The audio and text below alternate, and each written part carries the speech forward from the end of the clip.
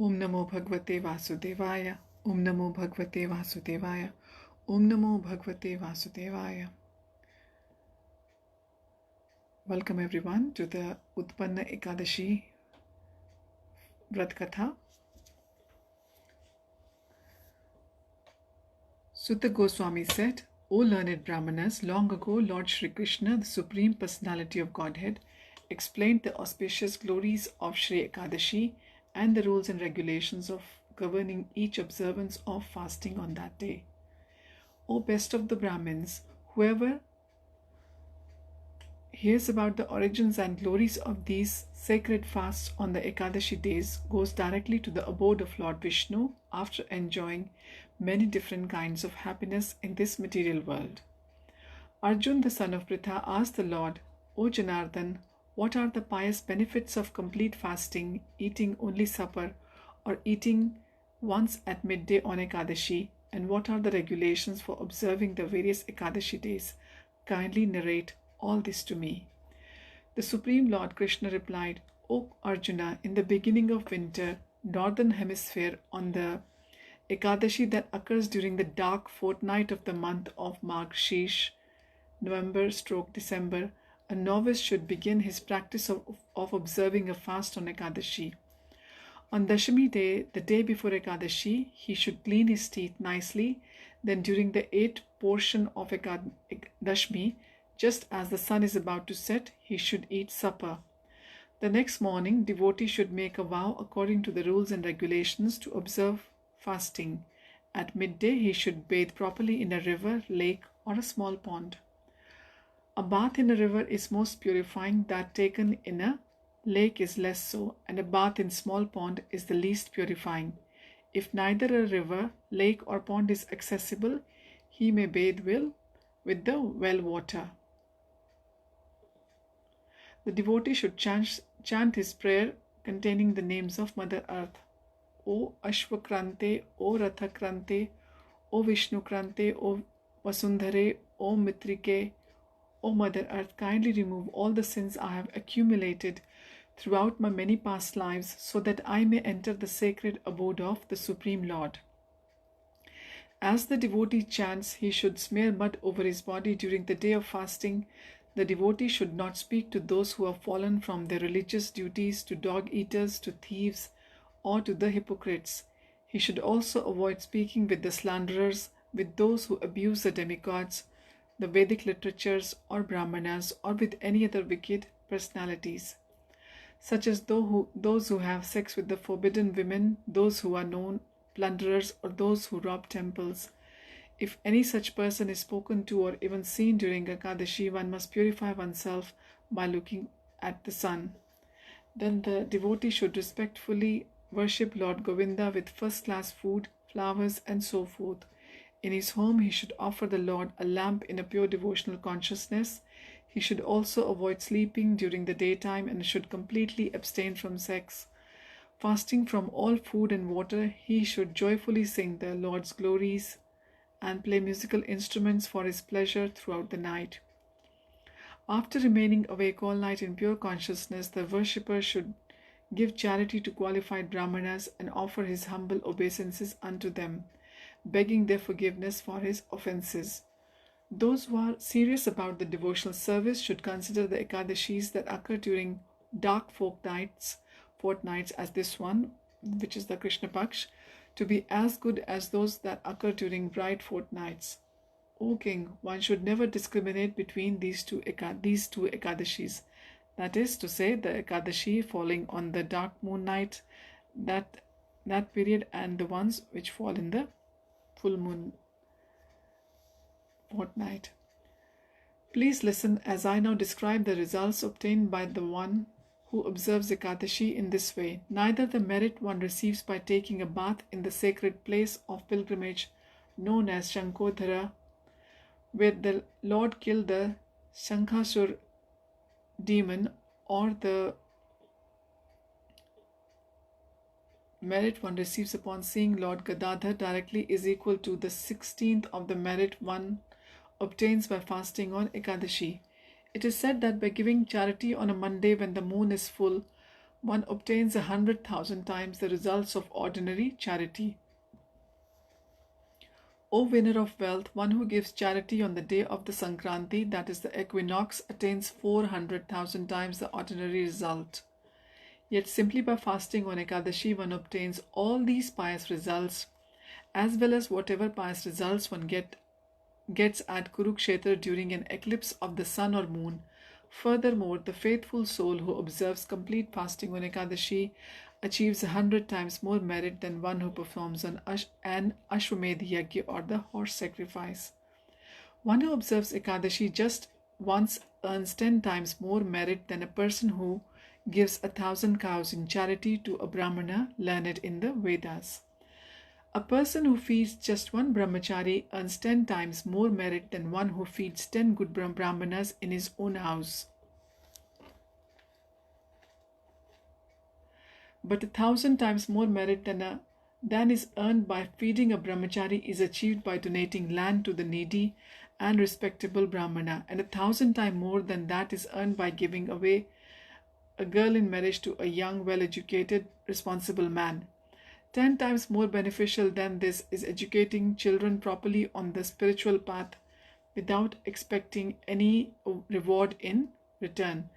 10 times better than this, however, is giving food grains to the hungry. Indeed, giving charity to those in need is the best of all. And there never has been or ever will be better charity than this. O son of Kunti, for all the forefathers and demigods in heaven become very satisfied when one gives food grains in charity. But the merit one obtains by observing a complete fast on Ekadashi cannot be measured. O Arjun, best of all Kurus, the powerful effect of this merit is inconceivable even to the demigods, and half this merit is attained by one who eats only one supper on Ekadashi. One should therefore observe fasting on Lord Hari's day either by eating only once at midday, abstaining from grains and beans, or by fasting completely. The processes of staying in places of pilgrimage, giving charity, and performing fire sacrifices may boast only as long as Ekadashi has not arrived. Therefore, anyone afraid of the miseries of material existence should observe Ekadashi. On Ekadashi, one should not drink water from a conch shell, kill living entities such as fish or pigs, or eat any grains or beans. Thus I have described to you, Arjun, the best of all methods of fasting as you have inquired from me. Arjun then asked, O Lord, according to you, 1,000 Vedic sacrifices do not equal even one Ekadashi fast. How can this be? How has Ekadashi become the most meritorious of all days? Lord Krishna replied, I will tell you why Ekadashi is the most purifying of all days. In the Satyug, there once lived an amazingly fearsome demon called Mura, always very angry. He terrified all the demigods, defeating even Indra, the king of heaven, Vivaswan, the sun god, the 8 Vasus, Lord Brahma, Vayu, the wind god, and Agni, the fire god. With his terrible power, he brought them all under his control. Lord Indra then approached Lord Shiva and said, We have all fallen from our planets and are now wandering helplessly on the earth. O Lord, how can we find relief from this affliction? What will be the fate of us demigods? Lord Shiva replied, O best of the demigods, go to that place where Lord Vishnu, the rider of Garud, resides. He is Jagannath, the master of all the universes and their shelter as well. He is devoted to protecting all souls surrendered to him. Lord Krishna continued, O Arjun, winner of wealth, after Lord Indra heard these words of Lord Shiva's, he proceeded with all the demigods to the place where Lord Jagannath, the Lord of the universe, the protector of all souls, was resting. Seeing the Lord sleeping upon the water, the demigods joined their palms and, led by Indra, recite the following prayers. O Supreme Personality of Godhead, all obeisances to you. O Lord of Lords, O you who are praised by the foremost demigods, O enemy of all demons, O lotus-eyed Lord, O Madhusudan, that is the killer of Madhu demon, please protect us. Afraid of demon Mura, we demigods have come to take shelter of you. O Jagannath, you are the doer of everything and the creator of everything. You are the mother and father of all universes. You are the creator and maintainer and the destroyer of all. You are the supreme helper of all the demigods, and you alone can bring peace to them. You alone are the earth, the sky, and the universal benefactor. You are Shiva, Brahma, and also Vishnu, the maintainer of the three worlds. You are the gods of the sun, moon, and fire. You are the clarified butter, the oblation, the sacred fire, the mantras, the rituals, the priests, and the silent chanting of japa. You are the sacrifice itself, its sponsor, and the enjoyer of its result. The Supreme Personality of Godhead, nothing within these three worlds, whether movable or immovable, can exist independent of you. O Supreme Lord, O Lord of Lords, you are the protector of those who take shelter of you. O Supreme Mystic, O shelter of the fearful, please rescue and protect us. We demigods have been defeated by the demons and have thus fallen from the heavenly realm. Deprived of our positions, O Lord of the universe, we are now wandering about this earthly planet. Lord Krishna continued, having heard Indra and the other demigods speak like these words, Sri Vishnu, the Supreme Personality of Godhead, replied, what demon possesses such great powers of delusion that he has been able to defeat all the demigods? What is his name and where does he live? Where does he get his strength and shelter? Tell me everything, O Indra, and do not fear. Lord Indra replied, O Supreme Personality Godhead, O Lord of Lords, O you who vanquish the fear in your pure devotees' hearts, O you who are so kind to your faithful servants, there was once a powerful demon of the Brahma dynasty whose name was Nadijanga. He was extraordinarily fearsome and wholly dedicated to destroying the demigods, and he begot an infamous son named Mura. Mura's great capital city is Chandravati. From that base, the terribly evil and powerful Mura demon has conquered the whole world and brought all the demigods under his control, driving them out of their heavenly kingdom. He has assumed the roles of Indra, the king of heaven, Agni, the fire god, Yama, the lord of death, Vayu, the wind god, Isha or Lord Shiva, Soma, the moon god, Nerithi, the lord of the directions, and Pasi or Varun, the lord god. He has also begun emanating light in the role of the sun god and has turned himself into the clouds as well. It is impossible for the demigods to defeat him. O Lord Vishnu, please kill its demon and make the demigods victorious. Hearing these words from Indra, Lord Janardhan became very angry and said, O powerful demigods, altogether you may now advance on Mura's capital city of Chandravati. Encouraged thus, the assembled demigods proceeded to Chandravati with Lord Hari leading the way.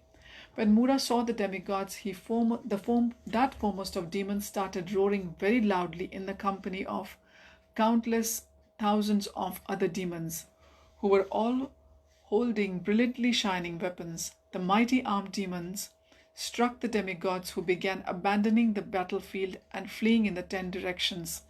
Seeing the Supreme Lord Rishikesh, the master of the senses, present on the battlefield, the furious demons rushed toward him with various weapons in their hands.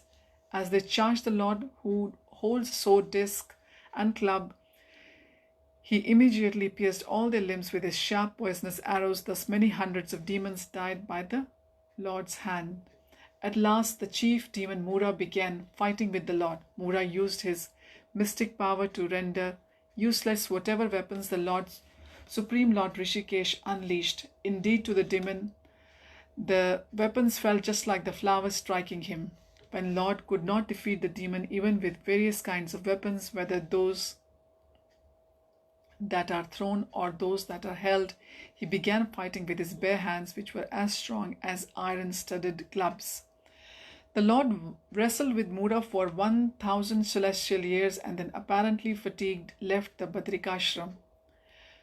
There Lord Yogeshwar, the greatest of all yogis, the Lord of the universe, entered the very beautiful cave named Himavati to rest. O Dhananjay, winner of wealth, that cave was 96 miles in diameter and had only one entrance. I went there out of the fear and also to sleep. There is no doubt about this, O son of Pandu, for the great fight made me very tired. The demon followed me into the cave and seeing me asleep started thinking within his heart, "Today I will kill this slayer of all demons, Hari." While this wicked-minded Mura was making plans in this way, from my body there manifested a young girl who had very bright complexion, O son of Pandu. Mura saw that she was equipped with various brilliant weapons and was ready to fight.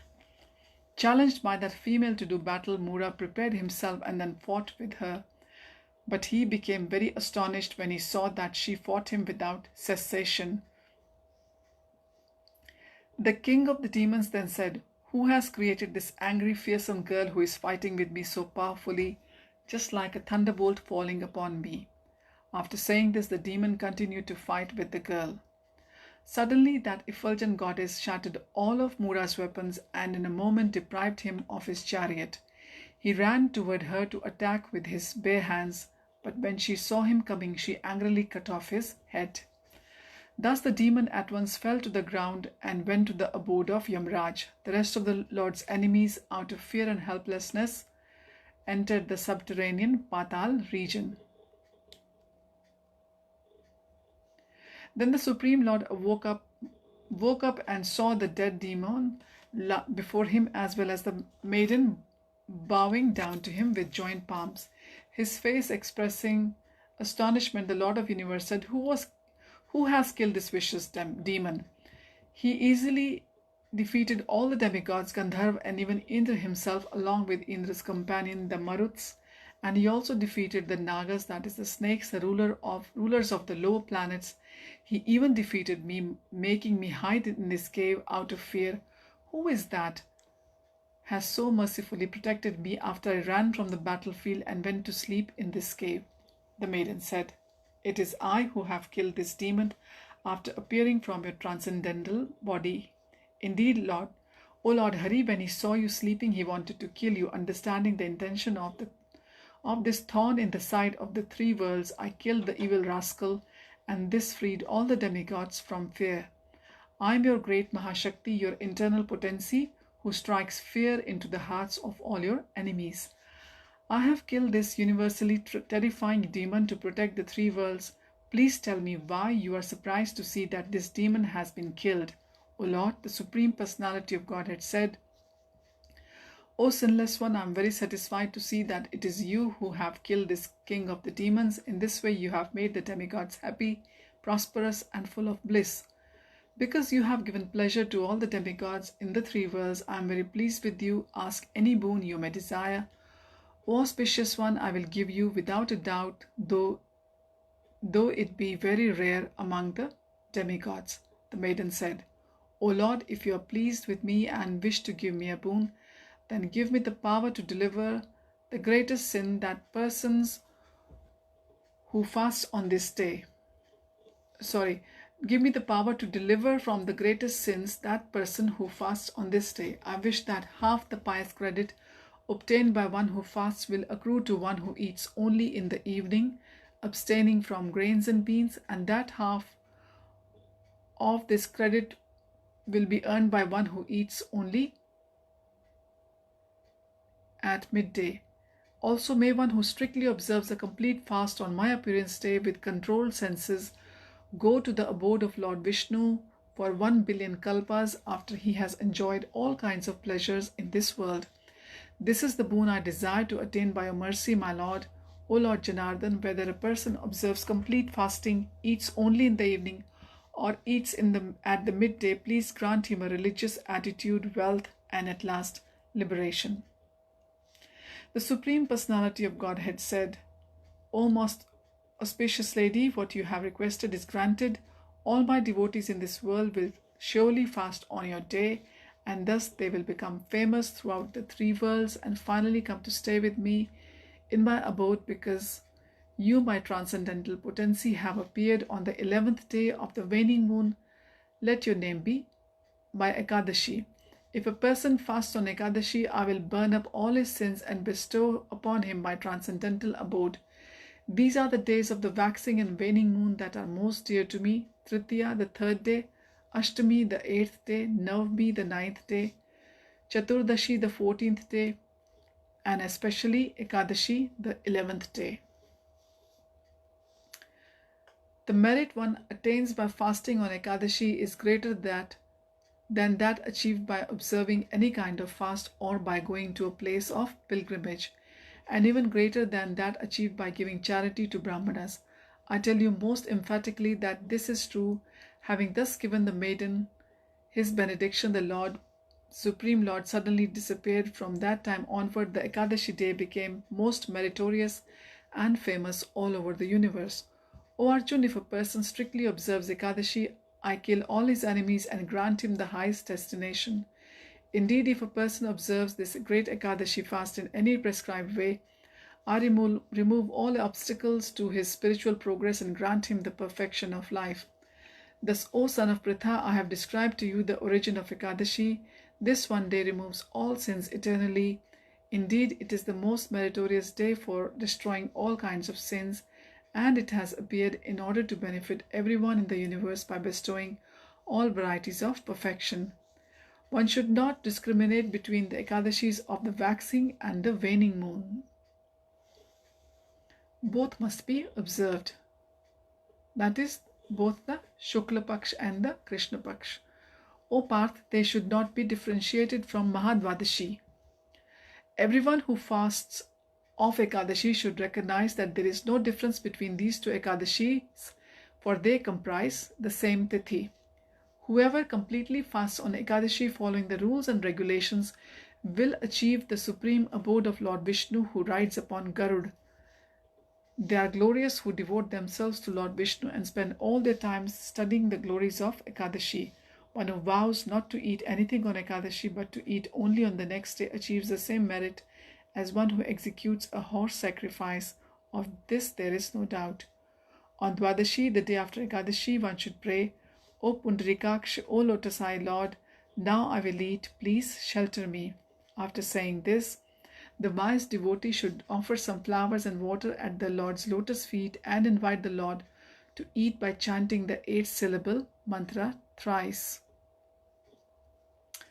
If the devotee wants to gain the fruit of his fast, he should then drink water from the sanctified vessel in which he offered water at the Lord's lotus feet. On Dwadashi, one must avoid sleeping during the day, eating in another's home, eating more than once, having sex, eating honey, eating from a bell metal plate, eating urad dal, and rubbing oil on one's body. The devotee must give up these 8 things on Dwadashi. If he wants to speak to an outcast on that day, he must purify himself by eating a tulsi leaf or an amalaki fruit. O best of kings, from noon to Ekadashi until dawn on Dwadashi, one should engage himself in taking baths, worshipping the Lord, and executing devotional activities, including the giving of charity and the performance of the fire sacrifices. If one finds himself in difficult circumstances and cannot break the Ekadashi fast properly on the Dwadashi, one can break it by drinking water, and then one is not at fault if he eats again after that. A devotee of Vishnu who day and night hears these all auspicious topics concerning the Lord from the mouth of another devotee will be elevated to the Lord's planet and reside there for 10 million kalpas. And one who hears even one sentence about the glories of Ekadashi is freed from the reactions to such sins as killing a Brahman. There is no doubt of this.